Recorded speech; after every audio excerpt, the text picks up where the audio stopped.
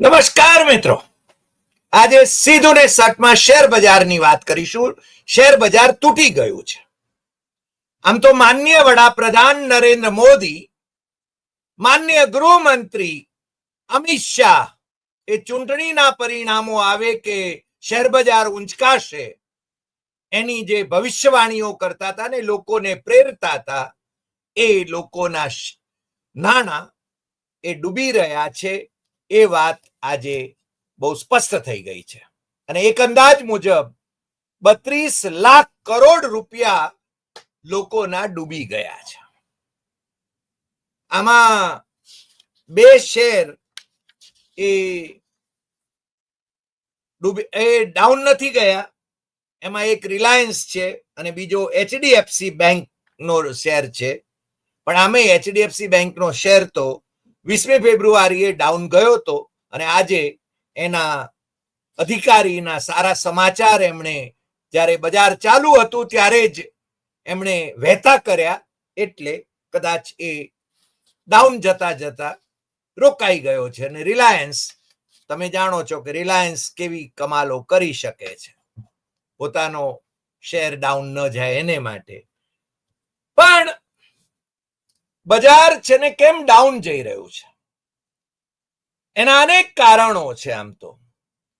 અને હું નથી માનતો કે બજારમાં એ ઇકોનોમી જે છે, ભારતીય ઇકોનોમી છે, એને એ પ્રતિબિંબિત કરે છે, પરંતુ ઘણે અંશે એ લોકોનો વિશ્વાસ એમાં હોય અને શેરોમાં રોકાણ કરે, ડિબેન્ચરોમાં રોકાણ કરે, બાકીના બધા કંપનીઓમાં રોકાણ કરે અને એ રીતે પોતે છે ને કંઈક લાભાન્વિત થવાની એમની અપેક્ષા હોય. પરંતુ શેર બજારમાંથી વિદેશી એફઆઈઆઈ એનું રોકાણ છે ને એ જતું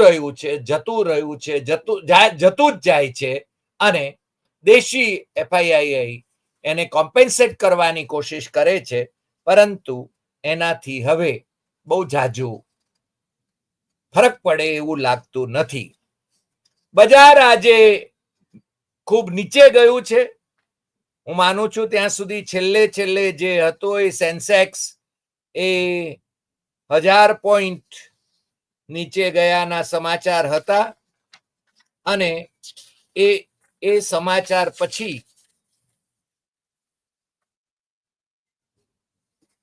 એમાં કેમ આવું બધું થયું એની વાત પણ, ધારો કે benchmark BSE Sensex close at 1414.33 એટલે કે ડાઉન ગયો, રીચિંગ એટલે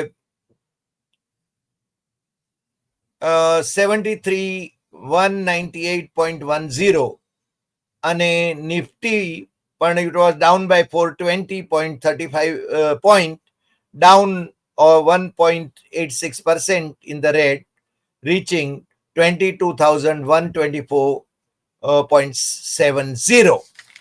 ઘણા બધા પરિબળો એના માટે જવાબદાર છે અને એક પરિબળ આપણું જે આમ તો ઇન્ફોસિસ માંથી આવે છે કે ઇન્ફોસિસે એના 117 કર્મચારીઓને કાઢી મૂક્યા, નોકરીમાંથી એમને પાણીચું આપ્યું અને બીજા જે ટ્રેનીઝ હતા, 700 જેટલા ટ્રેનીઝ હતા, એમની સર્વિસીસ એમની કામગીરી યોગ્ય ન હોવાને કારણે એમને છૂટા કરી દીધા. એની અસર પણ આમાં છે ને પડી હોય એવું લાગે છે. ને આ જે 117 જણાએ માનનીય વડાપ્રધાનને ફરિયાદ કરી છે. માનનીય વડાપ્રધાન પોતે તો છે ને સરકારી નોકરી આપી નથી શકતા, વચનનો ગાજર લટકાવ્યા કરે છે. દર વર્ષે 2 કરોડ નોકરીઓ, સરકારી નોકરીઓ એ આપવાના હતા એમ કહીને સત્તામાં આવ્યા હતા, પરંતુ આજ દિવસ સુધી એમણે આ છે ને વચન પાડ્યું હોય એવું લાગતું નથી. એ આપણે બધા જાણીએ છીએ. આજે આમ તો ટાટાના પણ સમાચાર બહુ સારા આવ્યા છે. નીતિન ગડકરી જે આપણા કેન્દ્રના મંત્રી છે, એમણે ઇલેક્ટ્રિક જે બસની વાત કરી છે અને 40 સેકન્ડમાં એ ચાર્જ થઈ જાય છે હિટાચીની ટેકનોલોજીથી. એની વાત એમણે કરી, એના વિડીયો પણ ફરતા થઈ ગયા. ટાટા મોટર્સને ખરેખર તો શેર ઊંચકાવા જોઈએ, પરંતુ આ સમાચાર છતાં એ પણ એને ફિનોમિનન કહેવાય. એટલે બજાર છે ને એ હજુ બજારનું માનસ જ એ પ્રકારનું ખરડાયું છે અને એ ઘટતું જાય છે. અને હજુ પણ બજારના જાણકારો એમ કહે છે કે માર્કેટ હજુ ડાઉન જશે. અને કેમ આ બધા શેર બજાર ગગડવાના જે કારણો છે, એ કારણોમાં પહેલું કારણ તો ગ્લોબલ ટ્રેડ વોર એ ગણાય છે. 27 ફેબ્રુઆરીના રોજ અમેરિકાના રાષ્ટ્રપતિ ડોનાલ્ડ ટ્રમ્પે કેનેડા અને મેક્સિકોથી આવતા સામાન ઉપર 25% ડ્યુટી લગાડી અને એ 2 એપ્રિલથી નહીં પણ 4 માર્ચથી લાગુ થશે એવું કહ્યું. આ સિવાય ડોનાલ્ડ ટ્રમ્પના જે નાટક ચેટક છે, ચીન સાથેના એમની ચીનના સામાનના 10% વધારાનો ચાર્જ લગાડવાનો, અને ડોનાલ્ડ ટ્રમ્પ ભારતીય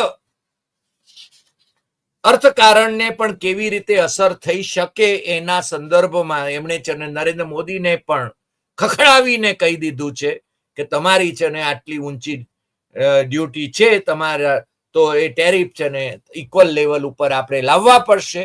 અને જે તમે ફાયદામાં છો, $100 બિલિયન ફાયદામાં છો, હકીકતમાં $50 બિલિયન ફાયદો આપણને અમેરિકા સાથેના વેપારમાં અત્યાર સુધી થતો રહ્યો છે. પરંતુ ટ્રમ્પ તો છે ને ફાવે તે નિવેદનો કરે છે, તમે જાણો છો, કારણ કે એને છે ને સાચું બોલવું એવું જરૂરી નથી. કદાચ વિશ્વના શાસકો, આજકાલના શાસકોને જુઠ્ઠું બોલવું એ તો ફાવટ હશે, અને એમના જુઠ્ઠાણાઓથી લોકો છે ને એટલા બધા અભિભૂત થઈ જાય છે કે કંઈ ના પૂછો વાત. એમાં આપણો દેશ પણ કંઈ અપવાદ છે નહીં. બીજું એ છે કે બીજું કારણ એવું પણ આપવામાં આવે છે કે એશિયન બજારોમાં એમાં પણ ઘટાડો જોવા મળી રહ્યો છે, અને હોંગકોંગના શેર બજારમાં ઘટાડો નોંધાયો છે. એ પણ પાછો ટ્રમ્પની જ અસર છે. તમે જાણો છો કે હોંગકોંગ એ ચીનનો ભાગ છે.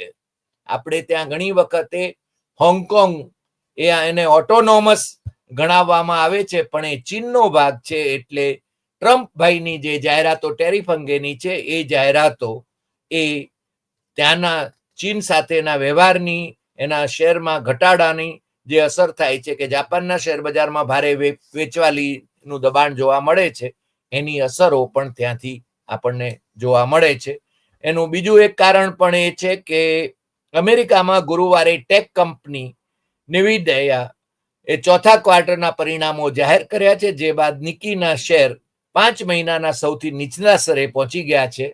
વાસ્તવમાં એનવીડિયાના નાણાકીય પરિણામો અપેક્ષા મુજબ રહ્યા નથી. ચોથું એક કારણ નબળી અમેરિકી અર્થવ્યવસ્થાની વાત છે.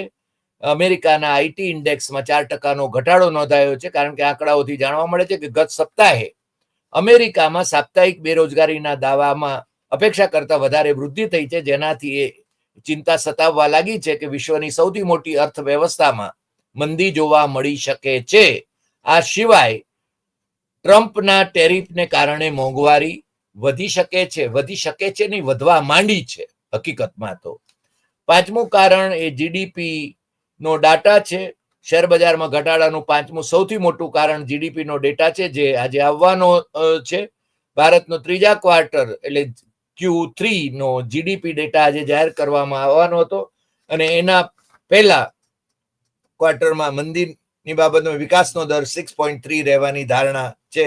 અને એ પણ કેટલો સાચો છે એ તમે અને હું જાણીએ છીએ.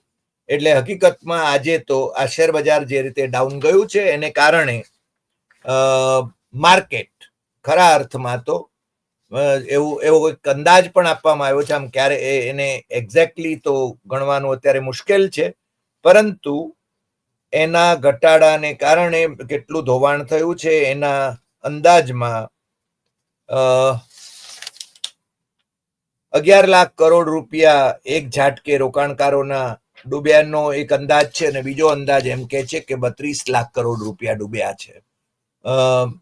જે કહેવામાં આવે, પણ આ બજાર છે ને એ ડાઉન જઈ રહ્યું છે, અને એ બજાર આપણા રાજનેતાઓ એ સેબીની અંદર પણ જે પેલા બેન બુચબેન હતા, એમની જગ્યાએ બીજા એક અધિકારી એમને આવ્યા છે, પણ એ કઈ પગલા લે એ આવીને હજુ સ્થિર થાય અને પગલા લે એ પહેલા જ શેર બજાર લોહીઝાડ થઈ ગયું છે.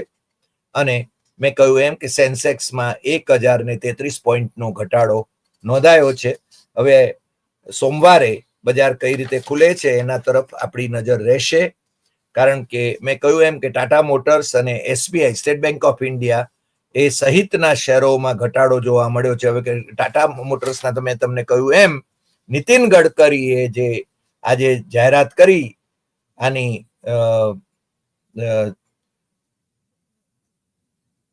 40 સેકન્ડમાં બસ છે ને એ ચાર્જ થઈ જાય, અને એની બહુ વિગતે એનો વિડીયો ફરી રહ્યો છે. એ વિડીયો અમે જોયો પણ ખરો, અને એ ટાટાએ બનાવેલી બસ અને એના સંદર્ભમાં હિટાચીની ટેકનોલોજીથી પણ એમ છતાં ટાટા મોટર્સના ભાવમાં એટલે એના શેરના ભાવમાં 1.18% જેટલો ઘટાડો નોંધાયો છે. બજાજ ફાઇનાન્સમાં 1.15, સ્ટેટ બેંક ઓફ ઇન્ડિયાના એમાં છે ને 1.08, HCL ટેકના 1.43, બજાજ ફિનસર્વના 1.04, ઇન્ફોસિસના શેરમાં 1.01%, Power Grid 0.94%, Zomato 0.89%, Adani Ports 0.86% down, TCS